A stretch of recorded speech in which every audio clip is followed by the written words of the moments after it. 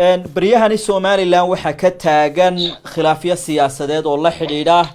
doorashooyinka la filayay in sanadkani Somaliland ay ka dhacaan madaxtooyada iyo midda siyaasadda iyo xisbiyada qaranka khilaafaadkaasi ayaa waxa loo xil saaray guddi dhexdhexaadina iyadoo maanta wareegii labaad ee wada hadalkaasina uu ka dhacay xarunta madaxtooyada wadanka Turkiga waxa hadda khadkaasi toos ugu jira boqor Cismaan oo Maxamuud Buurmadow oo kamida madax dhaqameedka Somaliland boqor arimahani hadda ka soconaya wadanka khilaafaadka siyaasadeed ee bulshadii iyo siyaasiyiintiiba kala irdheeyay maxay tahay taladaadu bismillahir rahmanir rahim horta waxa ka soconaya waxa aan oran karo khilaaf siyaasadeed ugu yeeri karo maaha waxa weeyaan run ahaantii mas'uuliyad darro Somaliland ku habsatay oo ciidan u qalmin hoggaanka dalka aanu cimaabadnay oo anigu ka ahay dadkii dhibaatada geystay inaanu hadii la bilaynin u dhaqmaya sida dib jirka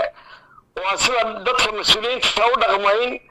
oo jees iyo ciyaar uga jeeda arrimaha masiiriga ee dalka ka socda inaanu cimaabadnay runtii ayaan darro weeyaan arrinka si fiican baan ula socdaa waxaad ka soo qaadaa waxa weeyaan arrinka kan halkan taagan dhibaatadii maantii dhaweyd dhacday iyadoo dad mudaharaadaya oo salmiya oo aan waxba dhagax tuurin oo gaadhinta rasaas lala dhaco haddana madaxdii siyaasiyiintii xisbiyada qaranka in jeelka si ciyaara inta loo xidho waxa weeye waxayaan daraa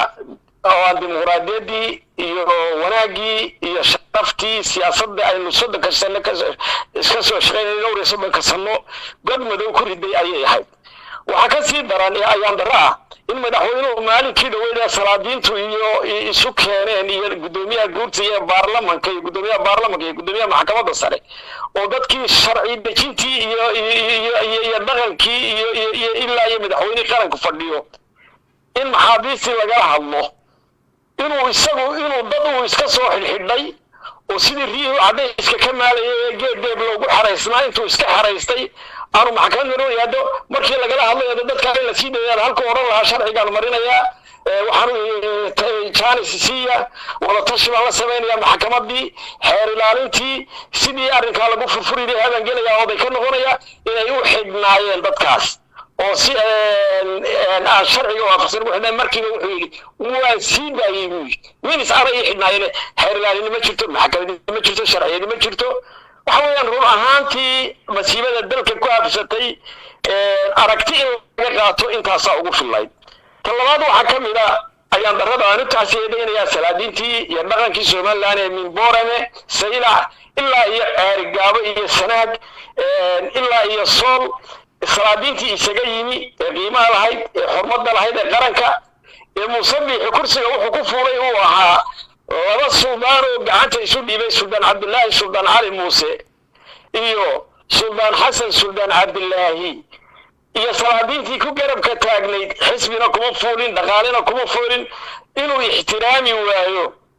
inuu wax fiiltamo hadii aan labada sida foodleyda ula dhaqmo oo ayaan daro waxa weeyaan laba jeer hore la fadhiistay labadii bashir jaraa'id buu ka qaftay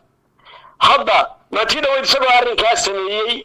oo maxaabiistii uu kibarka ku xidhay isagu yiri ana sii daayay oo sharci cadaalad oo la xubin oo aan waxa dalka inuu sharci kale ka jiro isaga mooyaane aanay muuqan haddana inuu salaadiintii maantii hore laba jeer buu ka daba hadlay markuu la fadhiistay maantana markuu talaadada la balansanaa wuxuu sameeyay intii ugu yeedhay ururada ee isagu samaystay ururada intii ugu yeedhay inuu soo fadhiisiyo ka baxa salaadiintii inuu yaado boqor Cismaan adigu nin madax dhaqameed ayaa tahay meelo badan oo Somaliland ay ka mid tahayna hawlo nabadeed ayaad ka suurta gelisay oo dadaal aad ka gashay maxay tahay talada aad u soo jeedinayso madaxda xisbiyada iyo madaxweynaha iyo dadka kale wada hadalkani ku hawlani si Somaliland nidaamkeeda geedi socodka dimuqraadiyaddu uu sii socdo doorashooyinkuna ay u dhacaan dalkana aanay wax xasilooni darri uga dhicin runtaan ka hadlaa waxa weeyaan hadalkaan ka hadlaya ma aha inaan madaxweyne muuse beexi eegaynayo maanti dhawadu waa la taliyey taladaydii muu qaadan taladii iyo nastiixi iyo ammaan qof bini aadan inta la ammaan lahaaba waa la ammaanay waxaan leeyahay horta ururo wax la yidhaahdo uu furayaa ma jiro waxa weeyaan guddiga tan diiwaangelinta waa guddi uu magacawday waan xisbiyada dhexe u ahayn waan guurtii magacaabin oo baarlamaan magacaabin oo xisbiyada kale la magacaabin uu isagu magacawday xisbiyadan la shirayaana waa kuwa isagu magacawday waxa kamid ah xisbiyadii ururadii kale ee doonaya inay ka qayb galaan shalayto la kulmaan hadduu ururo la kulmayo miisaan baa kamid ah daljir baa kamid ah gurmad baa kamid ah galool baa kamid ah asaas baa kamid ah iyo kuwa kale badan intii aanu samaysan isagu aanu samaysan banaanku u tuuray wuuna diiday inuu la kulmo marka ninka maanta madaxweyne muuse biixi anigu waxaan qabaa somaliland way ololaysaa dadkaa ka shidmaysaa ka shidaya guddoomiyaasha xisbiyada wadani iyo ucid iyo ragga siyaasiyiinta ee maalin walba maanta intii dulqaad la samayn lahaa intii sabir la samayn lahaaba maanta ay ugu dambaysay salaadiintii in la yidhahdo halkaa ka baxa horta maanta rajo dambe oo muuqata oo lagula fadhiisto ee lagu aaminaa xisbiyaduna intay soo aamineen intaasay ahayd aad iyo aad baan salaadiinta uga tacsiidaynayaa uga raalli gelinayaa waxaan kaloo leeyahay xisbiyada rag go-aan jilicsaneed marxaladan dalkan kama habir kaleen xisbiyada raggii la hogaaminayaa shacbiga hogaamiya shacbiga somaliland kama liito shacbigii sri lanka ee hubkii iyo ciidankii gacantooda ula tegay taqyiirta ku sameeyey madaxweynaha waxaan ka doonaynay inuu dalka kan ku hogaamiyo sidiisu qoray meydka dhaqankiisii uu ahaa ee aan tanaasulka lahayn ee aan qof abaal u galayn abaal loo galayn ayaa maanta taagan marka anigu waxaan leeyahay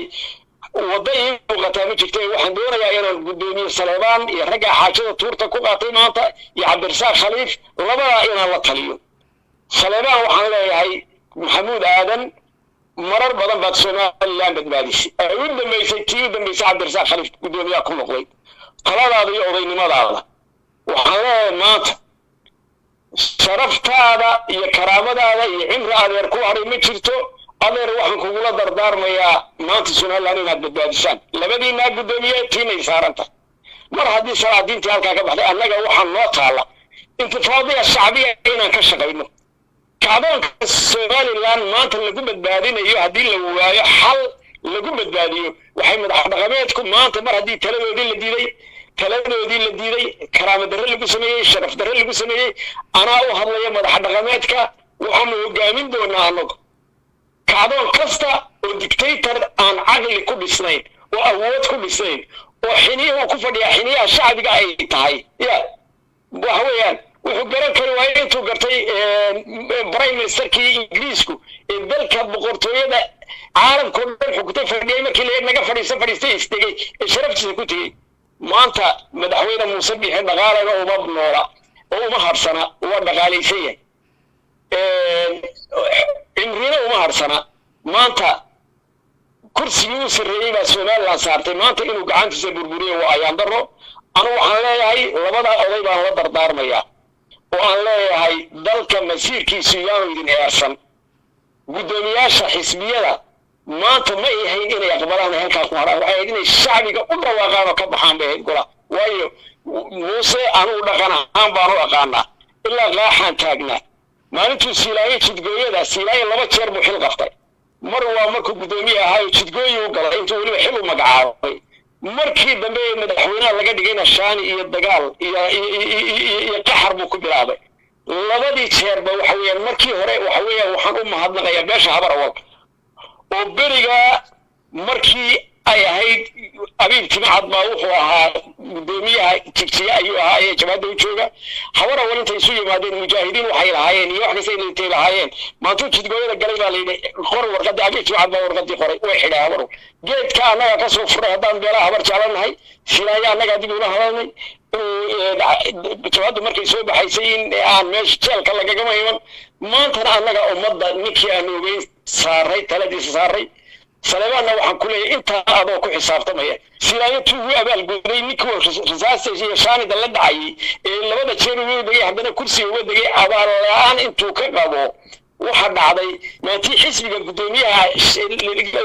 xisbigu shirayay silaayo 10 qof buu codsaday inuu xisbigii uga qayb galaan silaayo iyo aamina warsiye intii la socotay iyo baashawi imaaraadka igu yimaadeen iyagoo qaxay oo in ceebi ka baxday diidan ninka abaashkay gashadeen anu waxaan leeyahay warnin sariiganaya oo turaya dalka ma joogo min haddii alla leeyahay hogaamiyaha waxa lagu yaqaan inuu beenta iska ilaaliyo ballan furka inuu iska ilaaliyo nin ballan fur iska ilaalinayana maaha waa ninka jeesiyay salaadiinta wuxuu shalay la galay arrinta gala waa ninka horta inuu soo fariistoomaya inta ka baxo iga baxa guriga ganaale ya markaan waxaan leeyahay maanta cid talaha dhimi jirto waxaan la yaabanahay ummadda Somaliland inay eegato arrimahan oo kale oo dalkoodii burburiyo gacantooda ku burburaya anigu intii la samriyay wala samraale boqor madaxweyne Muuse Biixi sidaad aduguba hadda aad sheegtay dadkii dhisay baad ka mid ahayd waliba dadkii ololaha ka qayb galay 2017 goorma ayaa adiga iyo madaxweyne Biixi asaaseen anigu waxaan sheegnaa ku sheegay dhaqan ula qofka wax taro Muuse ugu neceb qofka wax tara iyo qofka hadii aan laga leeyahay maalin caawiye ayuu Muuse dadka ugu neceb yahay anigu waxa weeyaan caawidii weyneed uu kursiga ku fuulaan geystay laba bilood tani joogin waxa weeyaan Muuse waxa weeyaan silaayatu ku sameey war cid kale iska daa Maxamed Kaahin Axmed wada socota Somaliland mujaahidku ugu horbaxay ee soo halgamay maalintii nin waliba ka dhaqaaqay xirsi ka dhaqaaqay silaaye ka dhaqaaqay xisbigiisa ka dhaqaaqay Soomaali ka dhaqaaqay Maxamed Kaahin isagoo shaaniga tuuray waa ninkii ka tagi waayay wuxuu ugu abaal guday maanta inuu yada habar jeclay soo fariisto ninkani kursigii ma qaadi kare kuma fille ku soo heshiye xisbi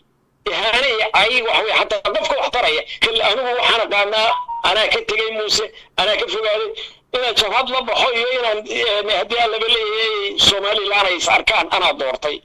waxa weeyaan Muuse waxa weeyaan waxaan igula dagaalamay waxay ahayd abaal baan ku yeeshay محمد كاهي وحو كلا دغالمay leeyahay ma qaban karo waa inaan xisbiga wax ka siiyin oo wax qaban karin habar jeclay kursi ku soo heshiiyo maalin walba habar jeclay uu doonayo inuu ku dagaal geliyo qof kasta maxamed kaan silaayo cid kasta qof kasta maalin abaal gashaday Muuse inuu la dagaalamo waxa weeyaan Suldaan Cabdullaahi Suldaankii gacanta dhiibay ee u bariyay ummadoo dhan u dhexday Suldaan Xasan Suldaan Cabdullaahi ya kaga qooso waxa weeyaan marka anigu ragaas ma kamid ahay wax kale oo isku qabanay ma jirto ilaa haddana waxa weeyaan tala iyo wanaag baa la daba joogay maanta arrinkeygana waxa keentay tii u dhamisay salaadiintii qaranka ee gobol kasta isaga timi maadaama uu gogashoodii ka kacay oo aan arko tuu ku socda wadaqooda xale inay tahay ya ragaan xisbiyo aanay doorashadooda waqtigoodii dhamaanin inuu maanta yiraahdo hadii aan laga leeyahay anigana meesha halay tiriidiyo hadii aan laga leeyahay cidaan doontana ee meesha soo gasho cidii doontana ha tagto ana tan hargeysa xukuma ana ka taliya ana hadii aan laga leeyahay waxba cid ma samayn karto wax la eegan karo ma marka laga yimaado eedaynta madaxweynaha aad u jeedinayso saaxiib aad haydeen maxaa tala adigu aad siin lahayd madax dhaqameed ahaan حاسين هرانوسي ومدة دم باسيسي Somaliland دم باسيسي salaadiintii qaranka dhan baa u dambeysay maanta maxaa u dambeeyay ka usisida ciidan baa u galeysay mar haduu salaadiintii iga baxa ciidan baa u galeysay ma jirto Salebaan iyo gudoomiye Khaliifna wuxuu doonayaa inuu ku xisbiyo inuu yado tayra mara haday diiday yeeli waayaan bax u oran doona anagu waxaan sugaynaa suurkii qiyaamaha iyo Muuse afufay maanta bar haduu yiri salaadiintii baxa waxaan doonaynaa firimdigii in sheegay haday xiniye ku jiraan maanta inuu afuufo intaas ma sugayn salaadiinta dhaqanka ay hogaamin doona salaadiinta iyo dhaqanka ayaana hogaamin doona wax kasta oo laga badbaadinayo dalka burbur waxaan kale doonayaa inaan kelmad ka yiraahdo arrinkan maalmahan maqayo biyo kurule iyo biyo guure iyo berbera iyo murankeeda iyo odayaasha murca ka hadlaya hadii aan laga leeyahay Ciise Muuse habar Yunis leeyahay habar jeclay habar Yunis habar jeclay iyo habar Ciise Muuse leeyahay berbera ka hadlaya waxa soo dhan waa yaan dad weeyaan waxaan qabaa maanta dadkaasi waa dad walaalaha waa dad ehela 500 oo sanadood bay ku wada noolaayeen berbera annagu waanu ka ciyaari jiray beer ahaan waxbaan ku dili jiray cali jaamac xamed waa tii lahaa haddii aan labalay warmahaago dhiigtifaadna la dul taagnayd wax ma kala sheegan jirin ma kala lihin beesha biyo kulule laleeyahayna waa meel farmasi oo kale oo ummaddu isku soo daweyso meel habar jecel hore u sheegan jirtay maaha meel ciise muuse cid ka sheegan jiray maaha waxaan qabaa fidmo cusub waqtiga kan dowladdan muuse biixi ayay dhalatay in tuurooyinkaas la isku dilo in dhulka la kala sheegto in qabiilnimada la abro waxaan noo arkaa inuu doonayo culayska siyaasiga ee saaran madaxweyne muuse biixi inuu culays geliyo oo beesha tan haddii aan labalay weliba ciise muuse uu doonayo inuu cadaawad badan u abuuro أنا وحلا ولبا خاصة أنا والله هذي بلا عبر جالو أنا والله هذي وحلا هاي وحلا وحين الدحية الله ولا لين ما شفتوا الضلال سكوينا ما شفتوا إنما ما يرون ميديا كهذا وأنا مغلي وحلا هاي عيسى موسى هذي اللي بلي هاي برعي بلا عبر يسوع الله وحي سكوينا ما شفتوا ضد ولا لا كان السياسة سنين رجيم كلادي ذلك ودي كريواي وحنا لا هاي aad iyo aad baan uga xumahay inaan maqlo dhawaaqyo qabyaaladaysan iyo deegaamaysan oo lagaga hadlayo dhulkuna wayna ku filan yahay waana waxa weeyaan cid wax ka maqan yihiin ma jirto deegaankana waa la wada leeyahay dadkana siyaasiyiin baa kala dirsan wasaaradii dakhiliga madaxweynaheedii dhulka mas'uulka ka ahayd meeyay marka qabaa'il kala sheeganayaan dalka waa ayaan daro weeyaan waxaan leeyahay arrinkaana waxaan leeyahay xukuumadda kan joogtay muuse biixi ka hor berbera in la kala sheegtay burco in la kala sheegtay hawdkeeda in la kala sheegto maanta waxa way waa arrimo siyaasadeed oo siyaasad ku lug leh boqor dad qabaa'il aynu maqlaynaa oo is haysta bal sideeba xukuumaddu ay ugu lug leedahay bal dadka fahansii xukuumaddu waxay ugu leedahay qabiilka shahaadada u haysta dhulka ee dadka ka sheeganaya حقول ياي وديجان كأو مدة الهيسية نقول بقولي أو ليه هي دقي بلور كقول ينيل ليه قولي أجر هنا بقول وقع أنا متشرو فيها اللي جو ده عبيه غيرها ميل وحصوصار لون ليه هو وحشر عيسى ولا قرنيه ديجان ك هل كان يسكت أيوه حنود جورها نقول تجنا تبي هل كوجو شيء سا إلا أيوه هدي اللي بلي هي الجل مدوك باتك ده كل جل مدوك بشيء نلا شو ديجان كونه تشوفي وعن الشعب يوحسكم هايو وحويان كلمة أنا إسكو عينين إسكو بقول لما بقول الصوت كهر على جامعة بالمركون لها وحن كهجة تجاه منها تهيني كده كيف تاني تعلق بالوك اللي تيجي تري بالبلاد قرمي بلا ما تمان تاني لا هذا هو بالله يسوق وصله فيسبوك ندتك حلقة كاكيو وبتشوف عن ذلك وحبك كوبي وحال مئل قردين لا يسكو ما يستو بالبلاد لا يسكو ما يستو بيأكل لا يسكو ما يستو